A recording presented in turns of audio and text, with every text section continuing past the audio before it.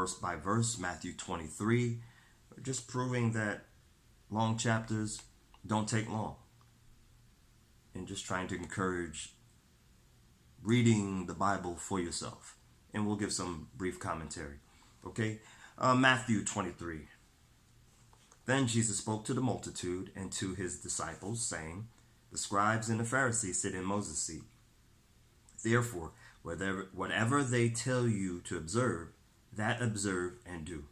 But do not do according to their works, for they say and do not do.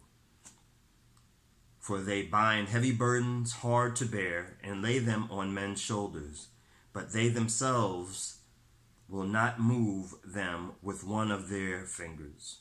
Verse 5. But all their works they do to be seen by men, that their phylactery broad and enlarge their borders of their garments. They love the best places at the feast and the best seats in the synagogues. Greetings in the marketplaces, and to be called by men, Rabbi, Rabbi. But you do not be called Rabbi, for one is your teacher, the Christ, and you are all brethren.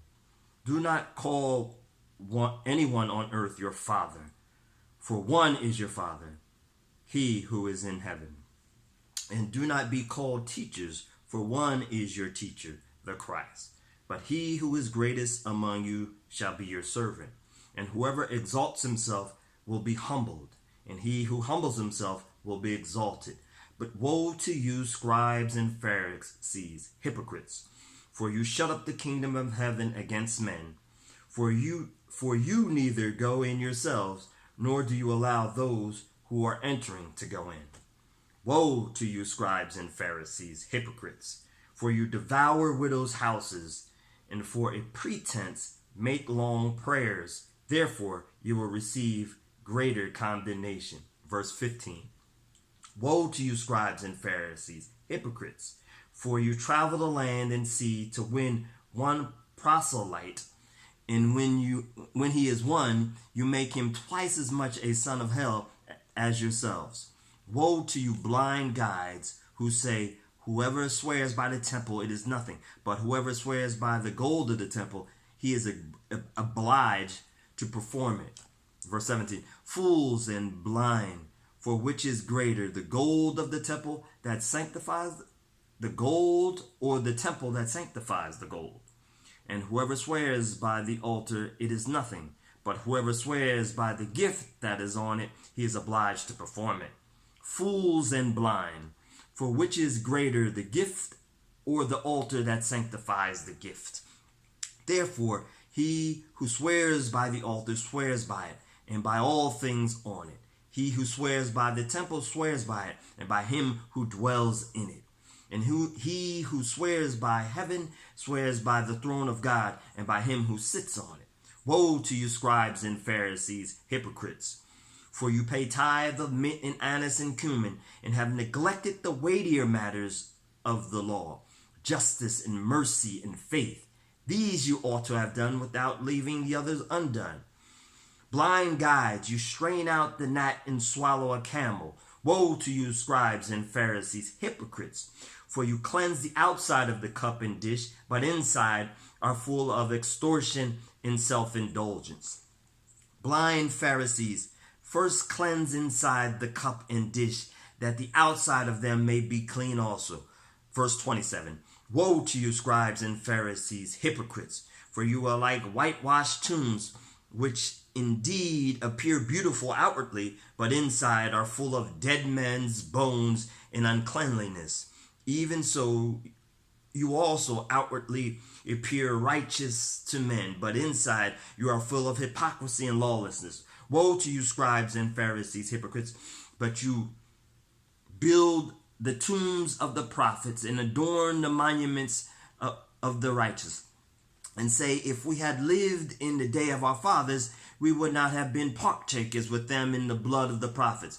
Therefore you are witnesses against yourselves that you are sons of those who murdered the prophets. Fill up then and measure your father's guilt.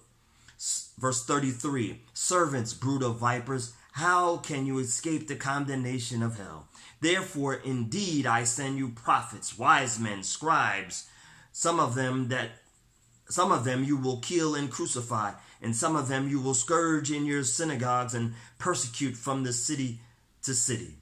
Verse 35, that on you may come all the righteous blood shed on earth, from the blood of the righteous Abel to the blood of Zachariah, son of Berechiah, whom you murdered between the temples and the altar. Verse 36, assuredly I say to you, all these things will come upon this generation. O Jerusalem, Jerusalem, the one who kills the prophets and stones those who are sent to her.